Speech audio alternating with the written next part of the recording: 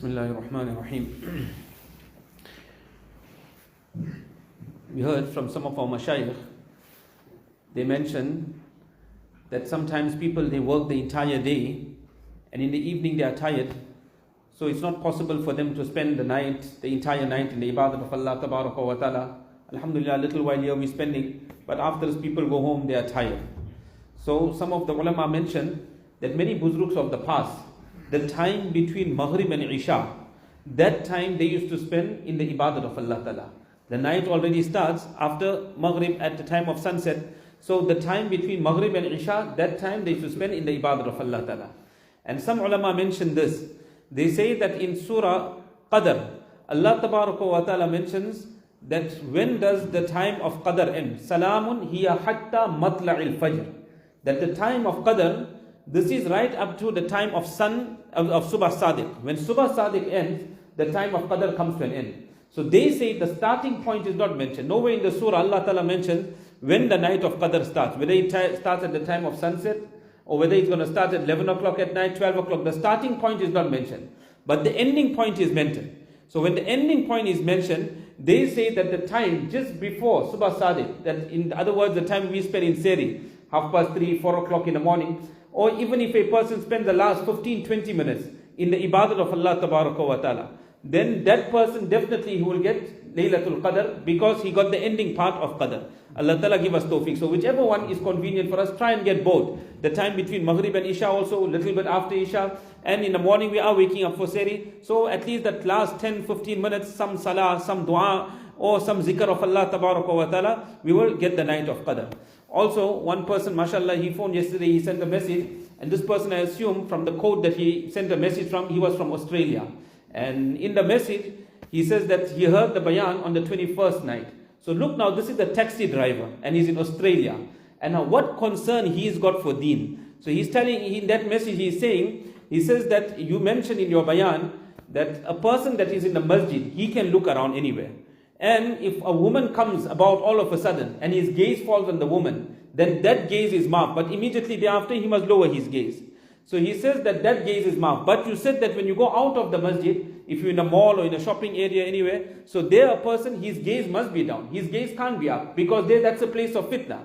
So he says, I'm a taxi driver. How must I protect my gaze? Because I got to drive people around. And he says, I need to look on the road. So see the concern that he had, that I also want to protect my gaze. So I told him, I was going to give an example. He says that if a person is in India, so he says on India, the highway when it is running, on that highway, there's cars also that are running. There are trucks also that are running on that highway. On one side, you'll get a horse and cart also that is running. Somewhere somebody is he's riding his bicycle. Somewhere somebody is riding his rickshaw.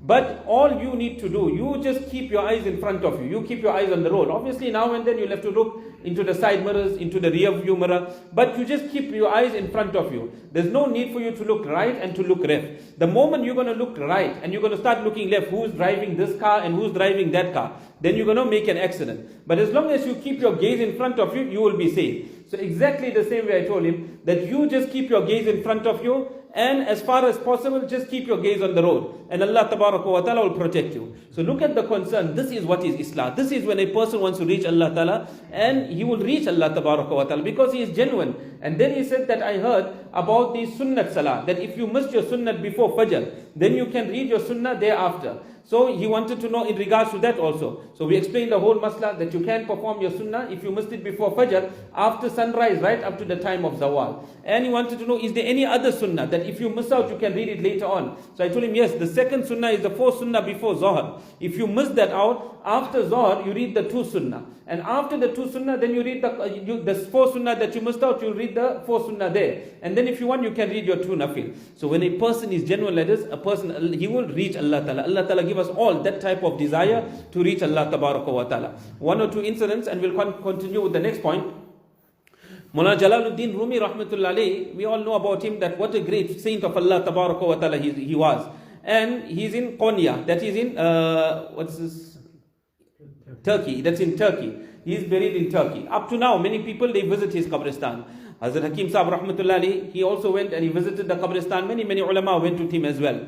So Maulana Jalaluddin Rumi rahmatullahi, one day he was sitting and he was teaching his students. So whilst he was teaching his students, then Sheikh Shams Tabriz rahmatullahi, who was his sheikh. So at that time he wasn't his sheikh, he didn't know him also. So Sheikh Shams Tabriz rahmatullahi, he came there. So when he came there, all the big kitabs and he's teaching. So he said, what's all this? What's all this big kitabs that you're teaching over here? So Maulana Jalaluddin Rumi rahmatullahi said, now this old man doesn't know who's he, doesn't know what's his position. He said, this old man, where is he going to understand what is all this? So Sheikh Shams Tabriz rahmatullahi, he took all the kitabs from him, whatever was in front of him, and there was a well. Where he was teaching, there was a well. So he took the kitabs and he threw all into the well. So Maulana Jalaluddin Rumi rahmatullahi, what did you do? In those times, those were makhtutat. Makhtutat is handwritten kitabs. There was no typewriter and no computers in those days. So he said, my life's effort you have destroyed. You took all the kitabs and you threw it into the well. So Sheikh Shams Tabriz rahmatullahi, all he did, he put his hand into the well and he took out the kitabs and he gave it to him dry. So Maulana Jalaluddin Rumi rahmatullahi said, what is this? He said, this is what you don't know and I came to teach you this. So according to one source, that this is how he got connected to Maulana Jalaluddin Rumi rahmatullahi. And according to another source which we heard from our Sheikh, that when Maulana Sheikh Shams Tabriz rahmatullahi, when he reached old age, he had become old, then at that time he made dua to Allah Ta'ala, that oh Allah, this love of yours that is burning in me, I want to pass this over. So who must I pass it over to? How must I pass it over? So Allah Ta'ala inspired him. He said that go to the marketplace. And when you stand in the marketplace, the man is going to pass you, Maulana Jalaluddin Rumi rahmatullahi. When he passes by you, then you transfer this love into this man. So Maulana Jalaluddin Rumi rahmatullahi had 500 ulama. 500 ulama used to follow him all the time. And these 500 ulama used to serve Maulana Jalaluddin Rumi rahmatullahi. So when he was passing by the marketplace, then Sheikh Shams Tabriz rahmatullahi just made eye contact with him. He just made eye contact. Hazrat Hakim Saheb rahmatullah used to say that look at my eyes, make contact with my eyes. And then he used to say, Tujhko kuch pilana hai. I want to make you drink something. Meaning that love of Allah Ta'ala that is in me, I will transfer it into you through your eyes. So here he just made eye contact with Maulana Rumi rahmatullah. One eye contact, finished. The work was done. Maulana Rumi rahmatullah fell in love with this man. And then he told those 500 ulama, he says, all of you go from here now. Now I'm going to go and stay with Sheikh Shams Tabriz rahmatullah and I will benefit from my share. Then he became Maulana Rumi rahmatullah. You never know the love of Allah Ta'ala before that. So this love of Allah Ta'ala is a great thing. And these are the nights, actually to cry before Allah, that Allah, you bless me with your love. Allah, I want you, Allah, come into my life, Allah. Ask genuinely, Allah Ta'ala will come. Even when we make zikr in the morning, in the evening, when we say Allah, Allah, Allah, at that time a person must say, oh Allah, I love you, Allah. Allah, come into me, Allah. And if that love of Allah Ta'ala is to come, then see where a person doesn't reach. When that love of Allah Ta'ala came, he wrote the entire Masnavi Sharif. Before that, he didn't write the Masnavi Sharif. The Masnavi Sharif he wrote after he met his Shaykh. And that too, he wrote 29,500 poems. On the last poem that Maulana Jalaluddin Rumi rahmatullahi was writing, the inspiration from Allah Ta'ala stopped. When the inspiration stopped, he got stuck. He couldn't write that poem any further. So that last poem remained incomplete. Up to now, it remains incomplete. And Hazrat Hakim Saheb rahmatullahi also, there was a time in his life where Allah Ta'ala inspired him to write poems of the love of Allah Ta'ala. 2, 3 in the morning he would wake up and he would just start writing. The pen will just flow. He would just start writing poems in the love of Allah Ta'ala. And all this is compiled in book form today. So he used to write. But the time came in his life where that inspiration stopped. And when it stopped, now a person couldn't write any longer. So this speaking also, the writing also, this is all from the side of Allah Ta'ala. When Allah Ta'ala inspires the heart, then all this is going to happen. And when Allah Ta'ala puts a stop, then he stopped. Then he wrote the Hakim Saheb rahmatullahi. He was a lover of Maulana Rumi rahmatullahi. So he wrote the commentary of the Masnavi Sharif. And after writing the commentary of the Masnavi Sharif, the commentary is known as Ma'arif Masnavi. The actual kitab is Masnavi Sharif of Maulana Rumi rahmatullahi. But he wrote the commentary which is known as Ma'arif Masnavi.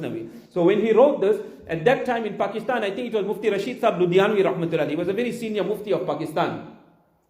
So he happened to see this commentary which Hazrat Hakim Saheb rahmatullahi wrote. So when he saw the commentary, he said, this is Masnavi Sharif. He didn't know whose kitab it is at that time. So he said, this is Masnavi Sharif. So Maulana Hazrat Hakim Saheb rahmatullahi said, no, you're making a mistake over here. This is actually my kitab. I wrote this kitab. This is not the Masnavi Sharif of Maulana Rumi rahmatullahi. So then Mufti Rashid Saheb Ludhianvi rahmatullahi said, La farqa bayna haza wa bayna Maulana Rum.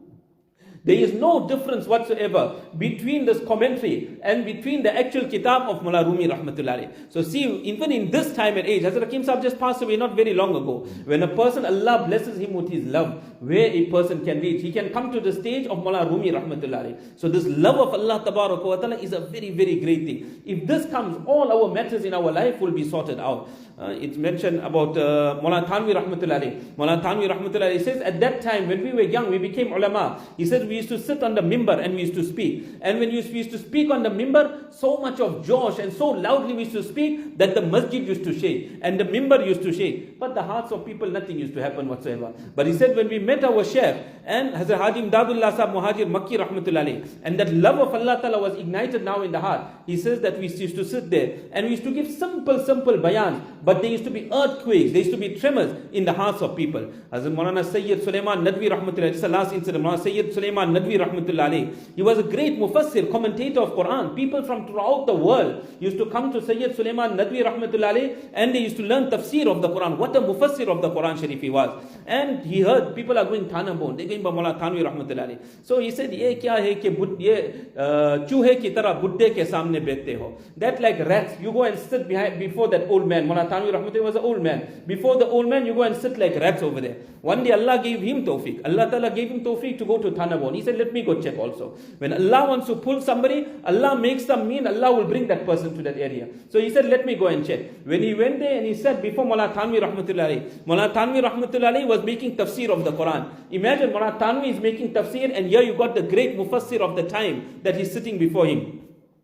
He said, when I heard the tafsir of Maulana Thanvi rahmatullahi, see, it was with the love of Allah Ta'ala. He said, pata nahi kis andaz se bayan kiya, that I don't know how he explained the Quran Sharif. Goya aaj hi Quran nazil hua, as though Quran Sharif came down today. Today it came down. A great mufassir is saying this. And then he said that now when that love of Allah Ta'ala came, because he said to Maulana Thanvi that love was now transferred. So when it started, when that love came into him, he said, Wada milne ka shabhe akhir mein hai. The time to meet Allah Tabaraka wa Ta'ala is in the last hours of the night. At the time of tahajjud, when people are sleeping, that is the time to meet Allah Tabaraka wa Ta'ala. He said, Subah se intizar sham hai. That from the morning, we waiting when the night is going to come. When will I get that chance to be with Allah Tabaraka wa Ta'ala? When can I meet with Allah Ta'ala? So this love of Allah Ta'ala, this is a very, very great thing. However, in this day and age, Allah Ta'ala reward Haji Ahmad Nakhuda Sahib rahmatullah alayhi.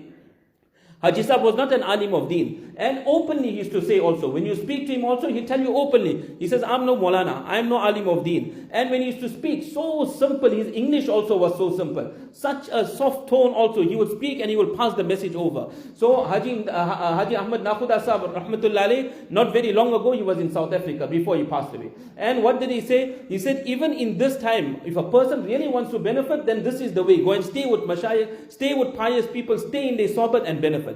But there will be people that they won't take to this. It is not what we'll say, not their cup of tea. They don't want to go there, they won't want to become murid. So Haji Sahib rahmatullah alayhi said that for these people that don't want to stay with mashayikh, he said they must do three things. The first thing that Haji Sahib said, that for them, they must read excessive Durood Sharif and follow the sunnat of Nabi Kareem sallallahu alaihi wasallam. Now this Durood Sharif, this is a very, very beneficial pill that Allah Tabaraka wa Ta'ala has given us. This is the solution to all the problems Allah Ta'ala has given us in Durood Sharif. One lady, she had some problems and she took back to Mufti Mahmud Sahib rahmatullahi. So at that time, Mufti Mahmud Sahib rahmatullahi told her that every day, I don't want you to do anything, I just want you to read Durood Sharif. And that to 3,000 times you must read Durood Sharif every day. She started reading 3,000 times Durood Sharif every day. Whatever matters she had, whether it was worldly, whether it was her spiritual matters, Allah Ta'ala sorted everything out just on Durood Sharif. So Durood Sharif is extremely, extremely valuable. As a Shaykh al-Hadith, Mullah Zakaria Sahib rahmatullah alayhi, he used to prescribe, people used to come, this problem I got, that problem I got. As a Shaykh used to say, make Durood Sharif, read Durood Sharif, read Durood Sharif. So Mullah Abdul Hamid Sahib, he mentioned, he said at that time when the Shaykh rahmatullah used to prescribe Durood Sharif, Durood Sharif, he said, we didn't understand, what is it a Shaykh rahmatullah? Everybody comes Durood Sharif, everybody comes Durood Sharif. And we also many a time, we have a problem, we phone some alim, some Shaykh, we say, what should I do? He say, read Durood Sharif. What we say, who doesn't know Durood Sharif? Now simple thing, he's giving it back to us. We know all this. We want something that is special. Whereas these simple things, Allah Ta'ala has kept the solution to the problem in here. So Hazrat Maulana says that time we didn't realize that what Hazrat Shaykh Rahmatullahi was saying. But he says today we have realized the importance of Durood Sharif. That how great is Durood Sharif. Maulana Qasim Sema Saheb Rahmatullahi, when Hazrat Maulana was in the ship that was coming from India and they ran in danger and the ship started sinking. What did he start? Salat Durood Tunjina. He started reading Durood Tunjina. Hazrat Hakim Saheb Rahmatullahi says that this Durood Tunjina, at least one time every day we must read Durood Tunjina. And this Durood, we're asking Allah Tabaraka wa Ta'ala to protect us min jami'il afat, from all types of calamities, all type of problems. And any person that got a problem, just Durood Tunjina at night before he goes to sleep, he reads 2 rakats of namaz. And 70 times, but he must be in seclusion. 70 times he reads Durood Tunjina and he makes dua to Allah Ta'ala. See, within a few days what happens? All the problems, inshallah, through the barakat of this Durood, it will be resolved. Maulana Qasim Sema Saheb also, he read same Durood Tunjina. Allah Ta'ala saved him. Until the end of his life, he served hadith. Whole Darul Newcastle was established after that. And Allah Ta'ala accepted him for great khidmat of deen. This Durood Sharif, this is so great that Allama Shami Rahmatullahi has written. Allama Shami was a great faqih of his time. He was a jurist in the fiqh and in jurisprudence. But he has written, As-salatu ala nabi mustajabun qattu. This durood upon Rasulullah sallallahu alaihi wasallam, this is accepted 100% in the court of Allah. What he meant by this, that if a person is performing salat, tahajjud namaz maybe he's reading, or his faraz namaz that he's reading, or a person is discharging zakat, or whatever it might be, in that amal of his, pride can come in. And if that pride comes in, finish, your reward is gone. That amal of yours is not accepted in the court of Allah. Why? Because it's supposed to be done solely and purely for Allah Ta'ala's pleasure. But now when that pride came in, you wanted to show somebody, so a person, he lost the reward. But Durood Sharif is such a amal. Allah Ta'ala loves this amal so much. Allah loves Durood so much that even if a person reads Durood with pride also, then also it is accepted in the court of Allah Ta'ala. That's why he said, As-salatu ala nabi mustajabun qattu. Namaz, Allah Ta'ala gave us for what? For the remembrance of Allah Ta'ala. Quran Sharif, Allah says, Wa aqimis salata li dhikri. That established salah for what? For my remembrance, for the remembrance of Allah. But at the end of namaz, what happened? Allah brought Durood Sharif there also. Maulana Ba Yazid Pandor Saheb Rahmatullahi alayhi, he was the Khalifa of Maulana Hussain Ahmad Madni Rahmatullahi. He used to be in Lanesha. So Maulana Ba Yazid Pandor Rahmatullahi alayhi, he mentioned, he said that why did Allah Tabaraka wa Ta'ala bring Durood Sharif in the end of namaz? He said because Durood Sharif is 100% accepted. So when Durood Sharif is 100% accepted, we know the condition of our namaz. We know where our thoughts run around in namaz. But when the Durood is going to be accepted, what it's going to do? It's going to pull that namaz into acceptance also. When Allah is going to accept the Durood Sharif, Allah won't leave the namaz out. Allah will accept the namaz also. So Allah brought Durood Sharif in the end of our namaz so that our namaz also is accepted. In our dua, what do we start with? We start with the praises of Allah and Durood Sharif. And then a person makes dua. Then in the end of the dua, also again, a person, he makes the Durood Sharif and then the praises of Allah Ta'ala. Why? In the beginning of dua is Durood. In the end of dua is Durood. Because the Durood will be accepted in the beginning. The Durood will be accepted in the end. When the both ends are accepted, you think Allah Ta'ala is going to leave out the middle? Allah will accept the middle also. Hazrat Hakim Saheb Rahmatullahi used to say, Agar salli ala na ho zuba par, to kya asar hoga aah wa fuha mein. That if this Durood, if this sallallahu alayhi wasallam, this is not on our tongues, then what effect will there be in our crying and sobbing in dua before Allah Tabaraka wa Ta'ala? It is this Durood Sharif that will take our dua also to acceptance.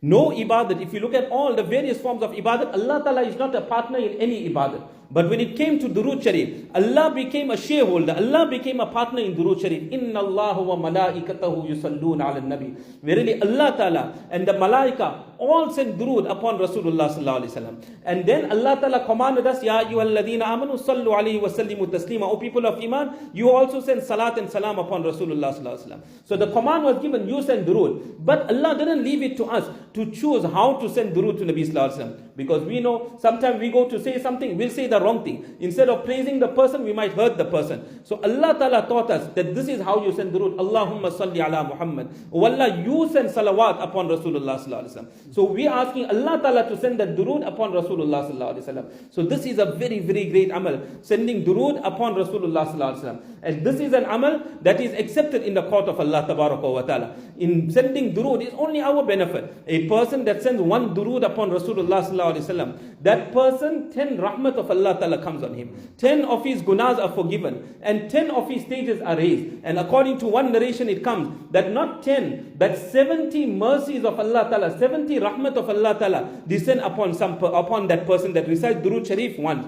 On one occasion, Nabi Kareem Sallallahu Alaihi Wasallam came to Sahaba, and he told Sahaba, he said, last night I had a dream. And in the dream that I had, he said that there was one person of my ummah that was on the bridge of Sirat. But this person, he was crawling on the bridge of Sirat. And when he couldn't make it, he couldn't crawl any longer, then he went onto his back and he started pulling himself on the bridge of Sirat to try and cross the bridge of Sirat. When he couldn't make it any longer, now he held onto the bridge of Sirat and is hanging, just on the verge of falling into the fire of Jahannam. He says, just then, Durood Sharif comes to him. What Durood he read in his life? The Durood Sharif came to him in the form of a human being. Durood Sharif said, come here, give me your hand. He gave him his hand, he picked him up from there, and he took him straight across the bridge, and here he entered into Jannah. In one narration it comes, a person that reads Durood Sharif 100 times, and the shortest Durood is what comes in the hadith, Sallallahu Alaihi Wasallam, Sallallahu Alaihi Wasallam. If a person wants to read 100 times, how long it will take? 2-3 minutes it will take a person.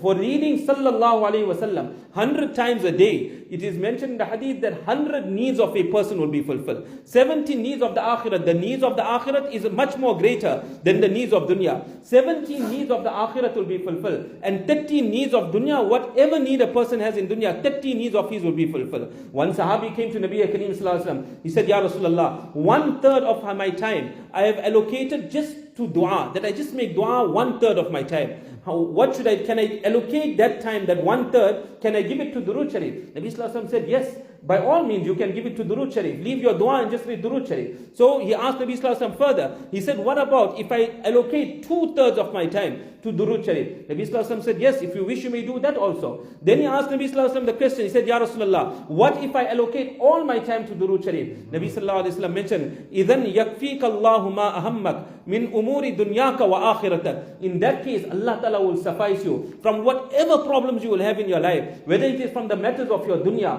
whether it is from the matters of your akhirat, whatever it is, Allah Ta'ala will suffice every problem of yours. That if you just come on to Durood Sharif, all our matters will be solved. This is what Haji Ahmad Nakhuda Saheb Rahmatullahi Alayhi mentioned, that read Durood Sharif. If you can't go to and sit in the company of Mashayikh, then just read Durood Sharif, and Nabi alayhi salatu wasalam will make the islah of that person. Nabi sallallahu alayhi wasallam will take care of that particular person. It is mentioned in the previous ummah, there was one person, he was a drunkard, sharabi, kababi person. So one day he was drunk, and whilst he was drunk, he was walking and he came to a heap of filth. So where the heap of dirt was, it so happened he fell there and he passed away there also. So Allah Tabaraka wa Ta'ala inspired some wali, some friend of his, that my friend has passed away, go and pick him up. Give him ghusl, kafan, bury him. So he went, he picked him up, ghusl, kafan, everything was done, and he was buried. When he was buried, then he made dua to Allah Ta'ala. First he went around, he asked the people that anybody knows about this man? Nobody knows about him. So he made dua to Allah Ta'ala, that Ya Allah, is there any good? Was there any good in this man that you instructed me to go and pick him up from that heap and to give him ghusl, kafan, everything? So then Allah Ta'ala inspired that Nabi. Marratan qara at-Tawrah. Once in his life, this person, he read the Tawrat. When he read the Tawrat, فَوَجَدَ isma Muhammadin sallallahu alayhi wasallam. When he read the Tawrat, he came across the name of Rasulullah sallallahu alayhi wasallam. فَقَبَّلَهُ. He kissed the name of Nabi sallallahu alayhi wasallam. وَوَضَعَهُ عَلَى عَيْنَيْهِ. He took the name of Nabi sallallahu alayhi wasallam, he put it on his eyes. وَصَلَّى عَلَيْهِ. And once he sent durood upon Nabi sallallahu alayhi wasallam. Allah loved this so much. Allah told the wali of that time, the saint of the time, go pick him up from there, give him his ghusl, kafan, and bury that person. This is the value of Durood Sharif. It is mentioned, Imam Wasiti Rahmatullahi Alayhi, on one occasion he was going to Makkah Sharif, Medina Sharif. And for what purpose was he going? Just to send salawat upon Rasulullah sallallahu alaihi wasallam. So he was going to Medina Sharif. As he was going to Medina Sharif, he felt thirsty. He didn't have water. The thirst was so severe that he thought that he's going to pass away. So there was a tree that was on the way. So he sat down under the tree. Now he's waiting because he has no water. He can't even move forward. What must he do? So just then one person, he came. And this person was riding a green horse. And the reins of the horse was also green. The saddle of the horse was also green. And the cup that he had in his hand was also green. And the drink that was inside was also, everything was green. So he took it and he gave it to Imam Wasiti rahmatullahi. And he told Imam Wasiti rahmatullahi, he said, drink this. So he drank it. His thirst was quenched.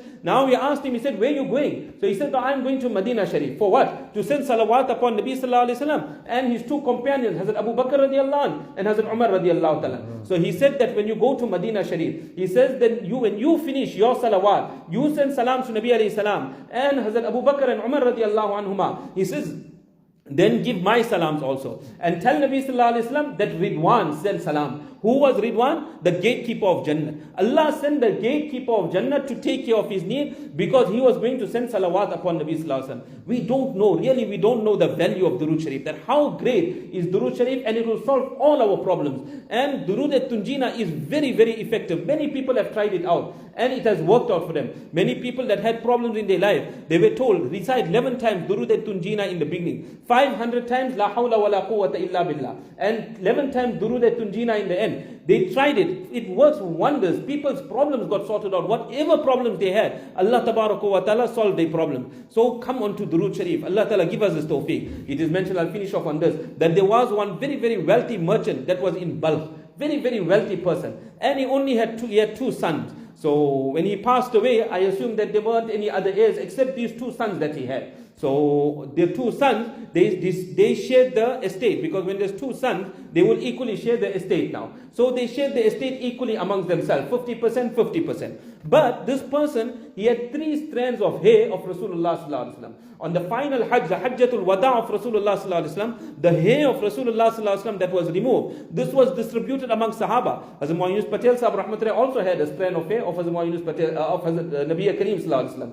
And if I'm not mistaken, Maulana Uthman Sahab, he had one strand of hair of Rasulullah sallallahu alaihi wasallam. So up to now, people got the hair of Nabi sallallahu alaihi wasallam, and they got a full chain, a whole link, how they got that hair, how it came to them also. So nevertheless, this person had 3 strands of hair of Rasulullah sallallahu alaihi wasallam. So now there were 2 sons. So the 2 sons decided how we're going to share. So they said, all right, let's share one each. And the 3rd strand of hair that we have, this will be in partnership, meaning it will belong to the both of us. So they said, okay. They carried on. After some time, the elder son came. The elder son now is telling the elder brother, now he's telling the younger brother, look, let's make it equal. We cut the hair of Nabi sallallahu alaihi wasallam. You keep the half and I keep the half, because you own half and I own half. So we cut the one strand into half. So the younger brother, he had a lot of love, ishq of Rasulullah sallallahu alaihi wasallam. So he said, no way, I take a qasam, it will never happen. What is the position of Rasulullah sallallahu alaihi wasallam? And you saying we must cut the hair of Rasulullah sallallahu alaihi wasallam. He said, I'll never cut the hair of Nabi sallallahu alaihi wasallam.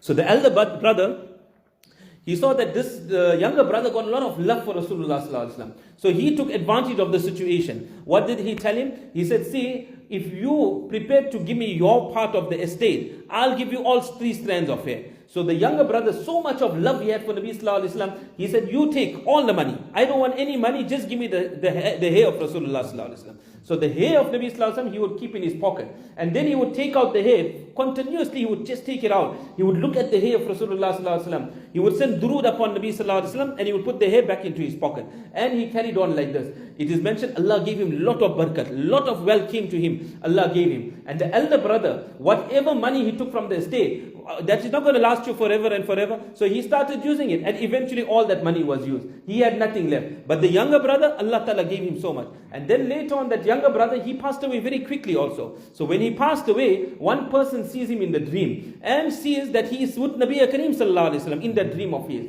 So Nabi Kareem sallallahu alaihi wasallam in that dream now is telling that if any person got a problem in their life, go to the qabr of this person that had passed away, used to keep the 3 strands of hair in his pocket, the younger brother, go to his qabr and they make dua to Allah Ta'ala. And whatever dua you make, whatever is your need, Allah Tabaraka wa Ta'ala will accept that. Allah Ta'ala will accept your dua, and Allah Tabaraka wa Ta'ala will fulfill your need. So obviously this person, when he woke up, he told everybody about it. And it is mentioned the musafir that used to pass that area, they used to stop their conveyance, they used to get off, they used to remove their shoes, they used to go to the qabr of this person, and we can't make dua from the inmate of the qabr. That is shirk. We make dua directly from Allah Tabaraka wa Ta'ala. They used to go there and they used to make dua to Allah Ta'ala. ta'ala. And in this way, their needs will be fulfilled. So any person that is connected to Nabi sallallahu alaihi wasallam, he's connected to Durood. And Haji Ahmad Nakhuda said, this is just the first point. He said that also with that, the sunnahs of Nabi sallallahu alaihi wasallam, that hold firmly onto the sunnahs of Nabi alayhi salam and see how far you'll go. Our Shaykh explained, he said that a person, he went overseas.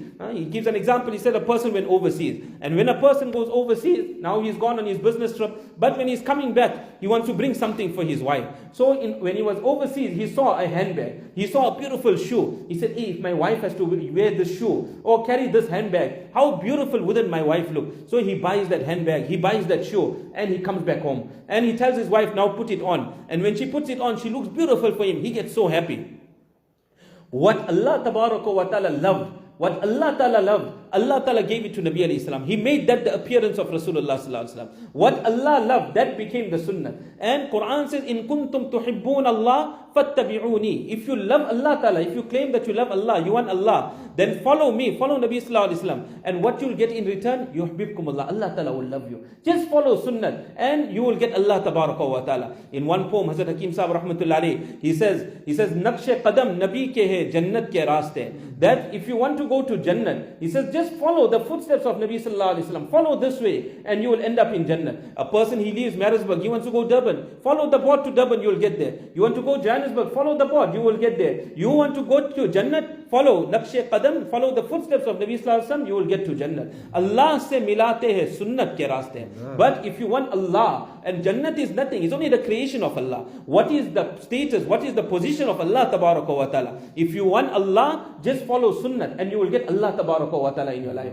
A person that got Allah in his life, what more does that person need? His dunya is also sorted out. That person, his akhirat also is sorted out. Secondly, to get Jannat, a person has to live in the world. After he lives in the world, then he must pass away. When he passes away, so many years, a person will be in the qabr. There are people that are thousands of years in the qabr. Then will come the day of Qiyamah. Then is Hisab Kitab, and then a person will get Jannat. And for Nabi alayhi salatu wasalam, for getting Allah, following Sunnat and getting Allah Ta'ala, cash. Allah Ta'ala is cash. You will get Allah Tabaraka wa Ta'ala immediately in this dunya. So he said, Allah se milate hai sunnat ke raaste. In another poem, Hazrat Hakim Saheb rahmatullah alayhi says, Gar sunnat nabawi ki pervi karegi ummat, tufan se nikal jayega phir inka safina. That if you only have to follow this sunnat of Nabi alayhi salatu wasalam, that ship of ours that is sinking, whether it is sinking in Palestine, whether it is sinking in Syria, wherever in the world our ship is currently sinking, whether it is in the shores of Africa, wherever it is, we will come out of that storm and Allah Ta'ala will rescue us. Just come back onto the sunnah of Nabi sallallahu alaihi wasallam. So this was the first advice that Haji Ahmad Nakhuda Sahab gave, that bring Durood Sharif in your life, bring sunnat in your life. And the second, he said, kitab reading. Very important is kitab reading. We won't elaborate, there's no time on that. The second was kitab reading. And the third thing, he said, make tawbah and a lot of istighfar. Tawbah and istighfar. If you do these three things, then inshallah Allah Tabaraka wa Ta'ala will suffice a person, even if he doesn't go in the company of mashayikh. But remember that if we want to reach Allah Ta'ala very quickly, then this is a proven way that we stay in the company of mashayikh, in the sohbat of Ahlullah. Allah Ta'ala give us all tawfiq, inshallah.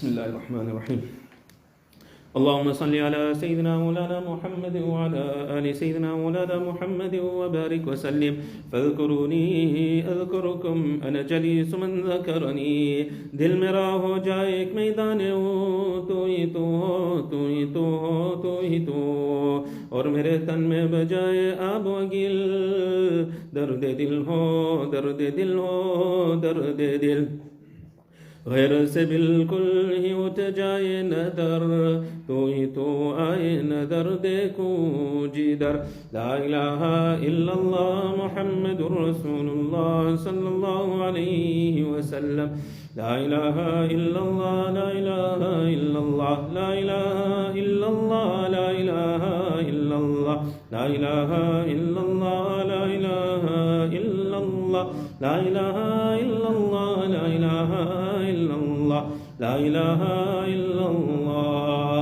Muhammadur Rasulullah sallallahu alaihi wasallam इलाही दिल में मेरे गैर का असर न रहे सिवाय तेरे किसी पर मेरी नजर न रहे तो कर बेखबर सारी खबरों से मुझको, इलाही रहूं एक खबरदार तेरा। ला इलाहा इल्लल्लाह ला इलाहा इल्लल्लाह ला इलाहा इल्लल्लाह ला इलाहा इल्लल्लाह ला इलाहा इल्लल्लाह ला इलाहा इल्लल्लाह ला इलाहा इल्लल्लाह ला इलाहा इल्लल्लाह ला इलाहा इल्लल्लाह मुहम्मदुर रसूलुल्लाह सल्लल्लाहु अलैहि वसल्लम। इलाही आता हो दर्राए दर्द दिल के मरताए बेदर्द बीमार तेरा। कोई तुझसे कुछ कोई कुछ चाहता है, मैं तुझसे हूँ या रब तलबगार तेरा।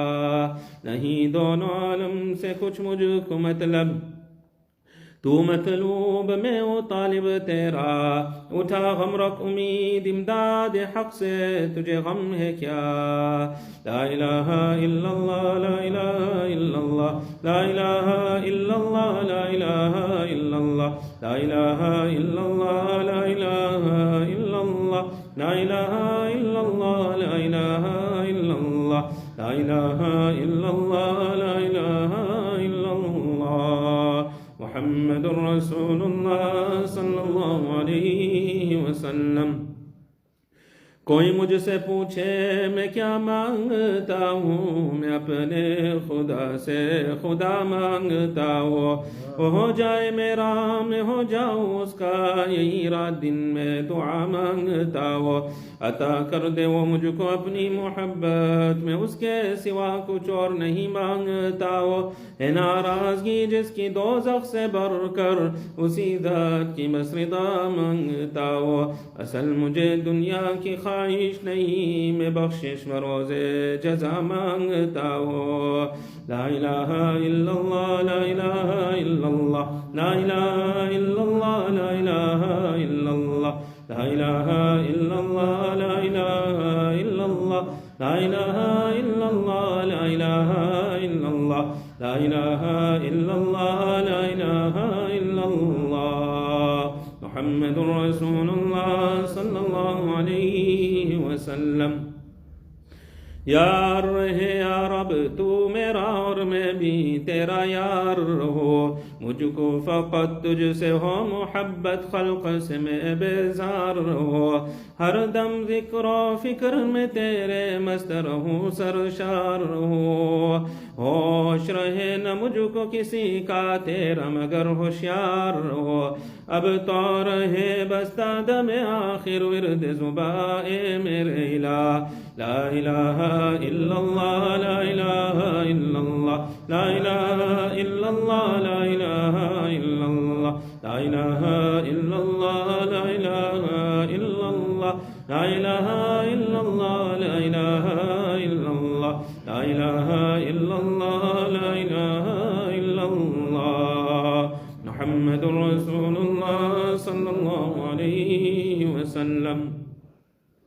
नाराय मस्ताना खुशमी आए दम, ताबद जाना चुनी मी बाए दम। अल्लाह जल्ल जलालुहु ताला शानुहु। अल्लाह अल्लाह अल्लाह अल्लाह अल्लाह अल्लाह अल्लाह अल्लाह अल्लाह कैसा प्यारा नाम है, आशिकों का मीना और जाम है। अल्लाह अल्लाह अल्लाह अल्लाह अल्लाह अल्लाह अल्लाह अल्लाह अल्लाह ईचे शीरीन नाम, शीरो शक्कर में शवद जानम तमाम। अल्लाह अल्लाह अल्लाह अल्लाह अल्लाह अल्लाह अल्लाह अल्लाह।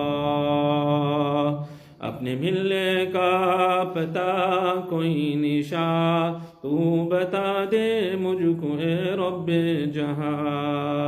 अल्लाह अल्लाह अल्लाह अल्लाह अल्लाह अल्लाह अल्लाह अल्लाह। कुल्लु मन अलैहा फ़ान ويبقى وجه ربك ذو الجلال والإكرام. الله الله الله الله الله الله الله الله الله الله جل جلاله.